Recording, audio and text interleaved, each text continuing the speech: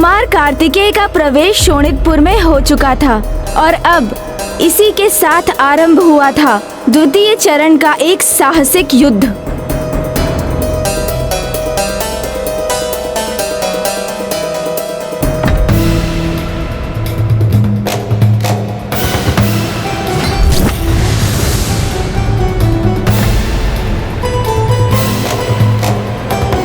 तो ये है तारकासुर का मायावी शोणितपुर।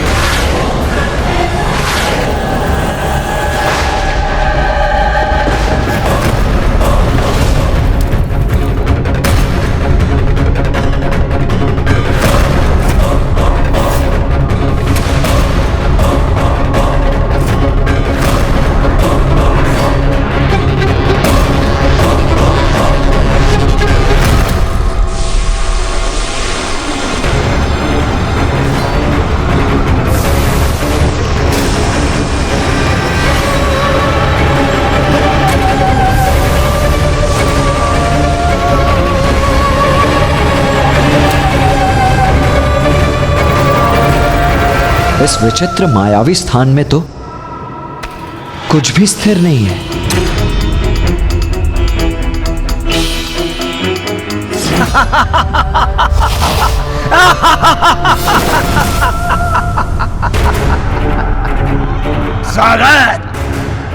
स्वागत है तुम्हारा देव सेनापति।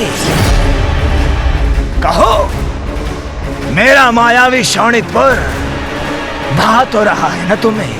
तारकासुर, तुम्हारे इस अनर्गल प्रलाप में कोई रुचि नहीं है मुझे ये बताओ कि तुमने इंद्रदेव, वायुदेव और कुबेर देव को कहां छिपा कर रखा है? कहां है वो तीनों देवता? ये तो मुझे भी ज्ञात नहीं। क्योंकि मेरे शोणितपुर की माया कोई न जान पाया। यहां कब, क्या, किसमें परिवर्तित हो जाए किसी को ज्ञात नहीं, मुझे भी नहीं। तारकासुर, तुम्हारे इस माया जाल को तो मैं अवश्य भेदूंगा। तीनों देवताओं को ढूंढूंगा भी और यहां से मुक्त कराकर भी ले जाऊंगा, देखना तुम। अच्छा, ढूंढो, अवश्य ढूंढो, किंतु कहीं उन्हें ढूंढते ढूंढते तुम ही न लुप्त हो जाओ मेरी माया नगरी के माया जाल में।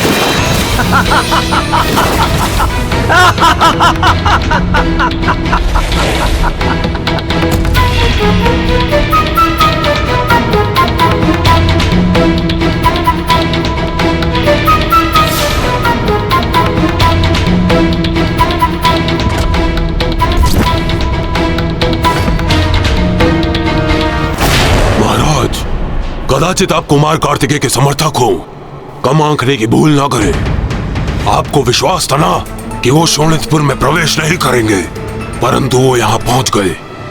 और अब आपका विश्वास है कि वो इन बंदी देवताओं को नहीं ढूंढ सकेंगे, और आपने उन्हें चुनौती भी दे दी जिसमें कभी सफल नहीं होगा वो। और जहां कुछ दिखाई ही न दे, वहां कोई किसी को कैसे ढूंढ सकता है? रात्रि, रात्रि।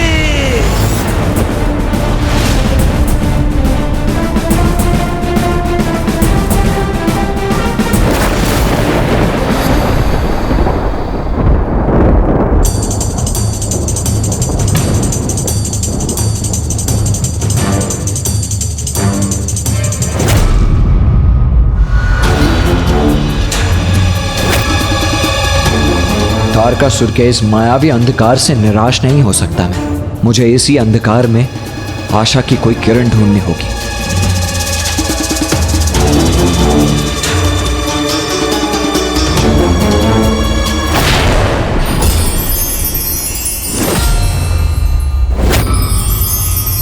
इस गहन अंधकार में इतनी जगमगाहट कैसे उत्पन्न हो रही है? क्या है वहां? देखूं तो।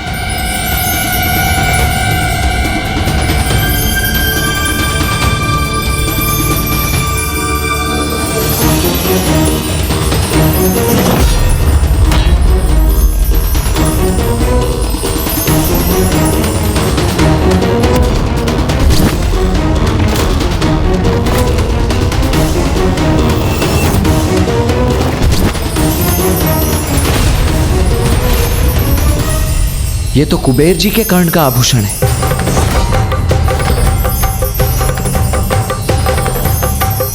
मुझे इस ओर देखना चाहिए।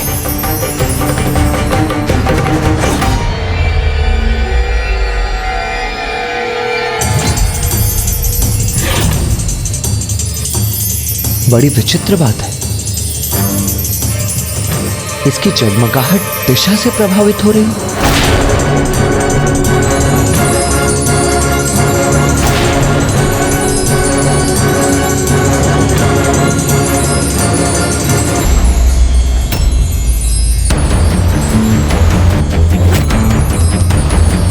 ऐसा प्रतीत होता है जैसे कोई आकर्षण इसे अपनी ओर खींच रहा है, किंतु कहां और क्यों? देव सेनापति जी, ये खड़ग अवश्य स्वर्ण से निर्मित होगा, रत्न जड़ित होगा, बहुमूल्य होगा, और मूल्यवान वस्तुएं तो अपने आप मेरे समक्ष प्रकट हो जाती हैं।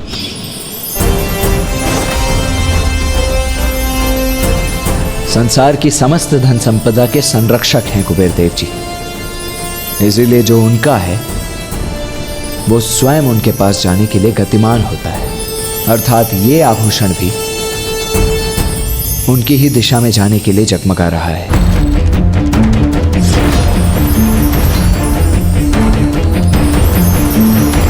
इसकी जगमगाहट तो बढ़ती ही जा रही है, अर्थात स्पष्ट है कि तीनों देवता उसी टीले पर स्थित हैं। मुझे इसकी ऊंचाई को लांघकर उन तक पहुंचना होगा।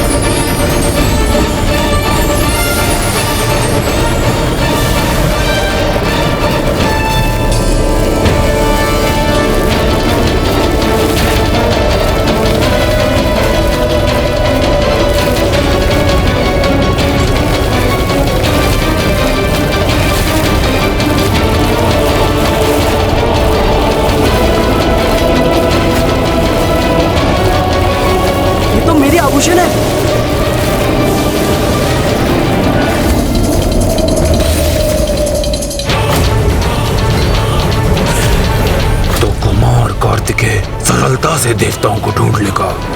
अब इन देवताओं का अंत करने में तनिक भी विलंब नहीं करना चाहिए हमें। या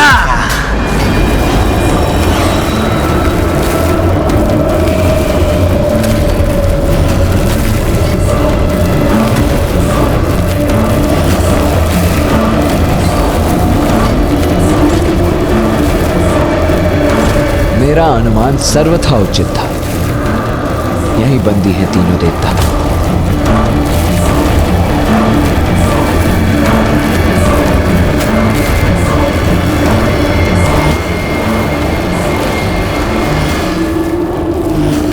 देवराज, ये अग्नि की लिपटें हमें भस्म कर देंगी।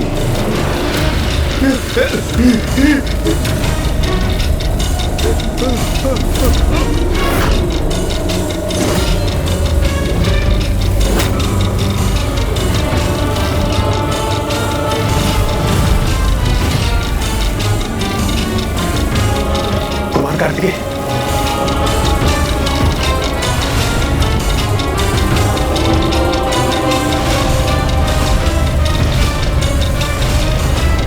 चिंता मत कीजिए इंद्रदेव, वायुदेव, कुबेर देव, कोई हानि नहीं होने दूंगा आपको। मैं यहां से सुरक्षित अपने साथ मुक्त करा कर ले जाऊंगा।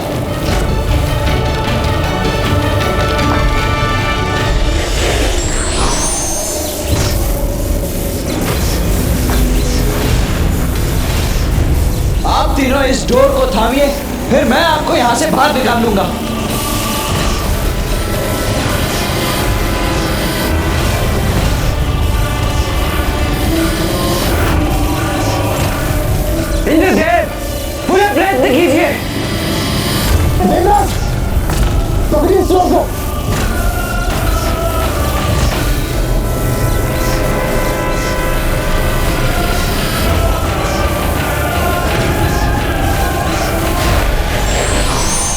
इंद्रदेव, अब आप इस जोर को थामिए।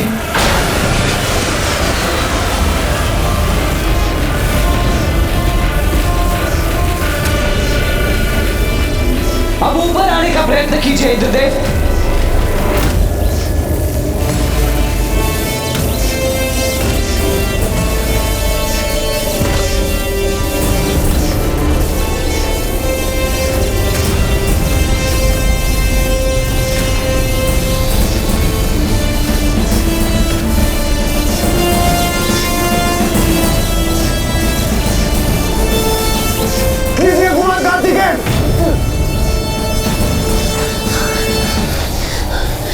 कुछ मैं भी कहा पड़ा था।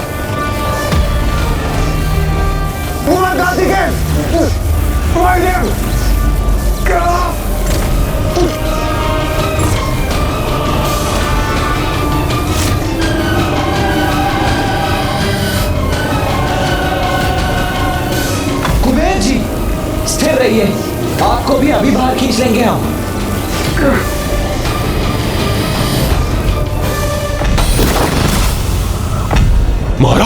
टसर, अपना मुख खोलने की भूल मत करना, अन्यथा तुम्हारे अप्रिय शब्दों से मेरा और क्रोध न बढ़ जाए।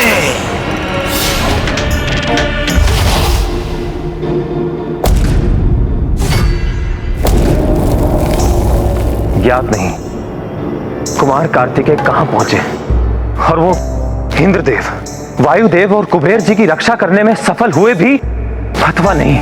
हाँ वरुण देव, तारकासुर की माया के कारण आज प्रथम बार हमारी दिव्य दृष्टि भी बाधित हो गई है, इसलिए वहाँ क्या घटित हो रहा है वो देख पाने में हम अक्षम हैं। इस असमंजस की स्थिति में मैं ये भी समझ नहीं पा रहा हूँ कि हमें क्या करना चाहिए।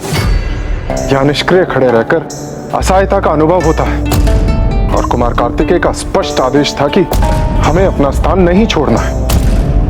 उनके आदेश का भी उल्लंघन नहीं कर सकते।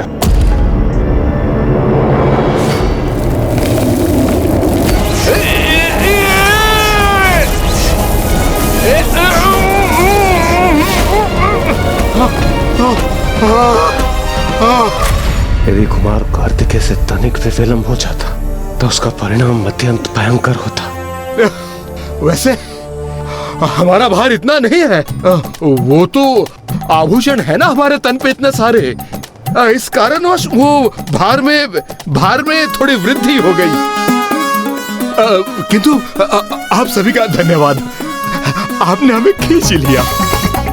उचित कहा कुबेर देव जी, आपके आभूषण आपका भार अवश्य बढ़ाते हैं, किंतु इनसे आपका लाभ भी तो हुआ है। हाँ, आपके आभूषण के कारण ही तो मैं आप तक पहुंच पाया हूं। आपके आभूषण ने ही मुझे आप तक पहुंचने का दिशा निर्देश प्रदान किया है। आपने स्वयं यहाँ कर हमारी रक्षा की है कुमार कार्तिकेय, उसके लिए कोटि कोटि धन्यवाद। देव सेनापति हूं मैं, इसीलिए देवताओं की रक्षा करना तो मेरा परम कर्तव्य है वायुदेव, जिसे मैं सदैव पूर्ण निष्ठा से निभाऊंगा।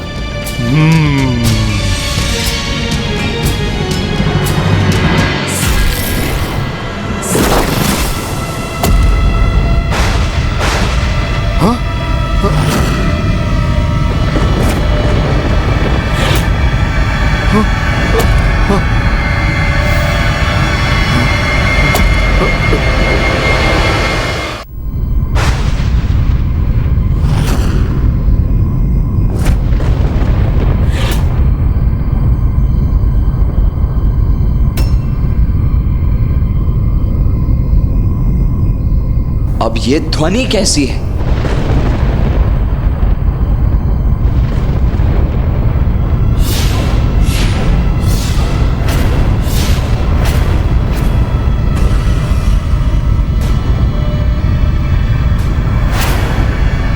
ऐसा प्रतीत होता है जैसे आकाश को स्पर्श करती हुई किसी भवन की आकृति हो।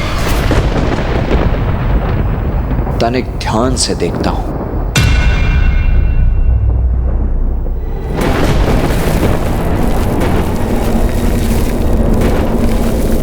ये तीव्र वायु प्रवाह आगे बढ़ने नहीं दे रहा हमें। बाधा बनकर उत्पन्न हो चुका है ये हमारे लिए।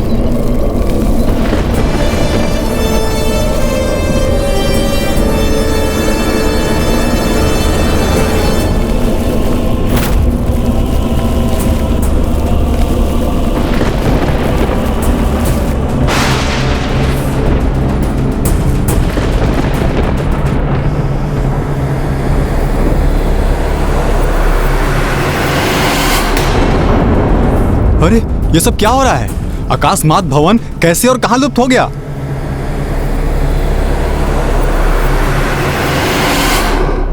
तारकासुर की माया नगरी में उसके भवन के भीतर एक माया जाल से सुरक्षित एक स्वचालित खड़ग है। शोणितपुर के अंधकारमय आकाश में एक भवन है। उसी भवन में वो मायावी खड़ग सुरक्षित है। जब तुम शोणितपुर के भीतर पहुंचोगे तब तुम्हें उस भवन के मार्ग में अनेकों बाधाओं का सामना करना होगा। तब तो अब हमें इसी दिशा में आगे बढ़ना चाहिए। उचित है देवसेनापति कार्तिकेय, हम आपके नेतृत्व में आगे बढ़ते हैं।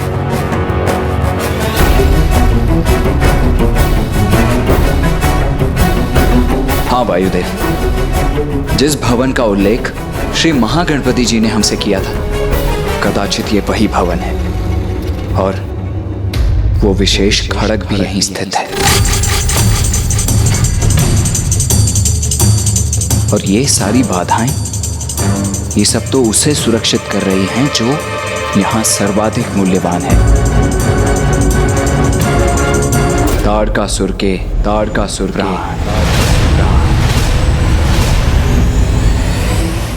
अब हमें यथाशीघ्र इन बाधाओं को पार कर उस भवन तक पहुंचना होगा, जिसके लिए हमें सर्वप्रथम सीधे मार्ग पर आगे बढ़ वहां पहुंचना होगा जहां हमारे समक्ष एक वन प्रकट हो। और स्मरण रहे, हमें प्रकट यही करना है जैसे हम शोणितपुर में यहां वहां भटक रहे हैं। क्योंकि यदि तारकासुर को यह ज्ञात हो गया कि हमारा वास्तविक लक्ष्य क्या है, तो वो अपनी संपूर्ण शक्ति के साथ हम पर टूट पड़ेगा। इसीलिए आप किसी भी स्थिति में हमें उस भवन एवं खड़ग के विषय में चर्चा नहीं करनी। तारकासुर का वो विशेष खड़ग कहाँ स्थित था? अब कुमार कार्तिकेय ने ये तो ज्ञात कर लिया था। अर्थात अब तो यही शेष था ना ब्राह्मण देवता, कि तारकासुर को उनके वास्तविक लक्ष्य का आभास भी ना हो और कुमार कार्तिकेय के नेतृत्व में तीनों देवता सभी कठिनाइयों पर विजय पाकर उस खड़ग तक पहुंचे और उसे नष्ट कर दें। हाँ, होना तो यही चाहिए था, किंतु हुआ नहीं, क्योंकि उनके समक्ष एक और बड़ी बाधा प्रकट होने वाली थी।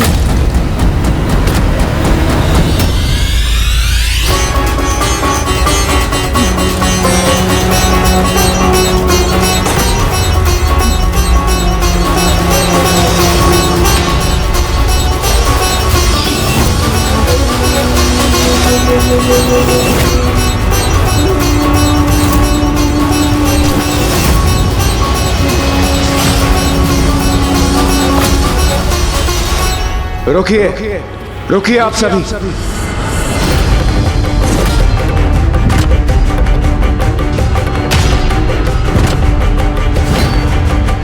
जो बाधाएं हमारे समक्ष आने वाली हैं, वो हमें ज्ञात है, किंतु उन बाधाओं पर विजय प्राप्त करने का सामर्थ्य हमें नहीं है। इसलिए मुझे लगता है कि हमें शीघ्र ही यहां से प्रस्थान करना चाहिए और त्रिदेवों के मार्गदर्शन में इस तारकासुर रूपी संकट से निपटने का कोई और समाधान ढूंढना चाहिए। ये आप क्या करें इंद्रदेव? इतनी कठिनाई से लक्ष्य के इतने निकट पहुंचकर हम उसे प्राप्त किए बिना कैसे जा सकते हैं? वायुदेव, मैं जानता हूं महागणपति जी ने हमें मार्ग सुझाया, किंतु आप सभी ये भूल रहे हैं कि एक मायावी नगरी है। यदि हम तनिक भी चूके, तनिक भी, सदैव के लिए तारकासुर के मायावी जाल में उलझ कर रह जाएंगे। इंद्रदेव, आत्मविश्वास और साहस से तो हम किसी भी कार्य में सफल हो सकते हैं, और फिर परिणाम की चिंता किए बिना प्रयास करना तो हमारा कर्तव्य है। तभी तो हमें अपने वास्तविक सामर्थ्य का परिचय ज्ञात हो, मैंने जिस उद्देश्य की पूर्ति के लिए शोणितपुर में प्रवेश किया है, मैं उस उद्देश्य को पूर्ण किए बिना यहां से नहीं लौटने वाला। ये मेरा दृढ़ निश्चय है। फिर चाहे मेरे मार्ग में कितनी ही कठिन बाधाएं क्यों न आए, किंतु आप मेरे साथ आगे बढ़ने का चुनाव करते हैं अथवा यहां से लौटने का मार्ग ढूंढकर यहां से लौटने का, ये निर्णय लेने के लिए आप स्वतंत्र हैं।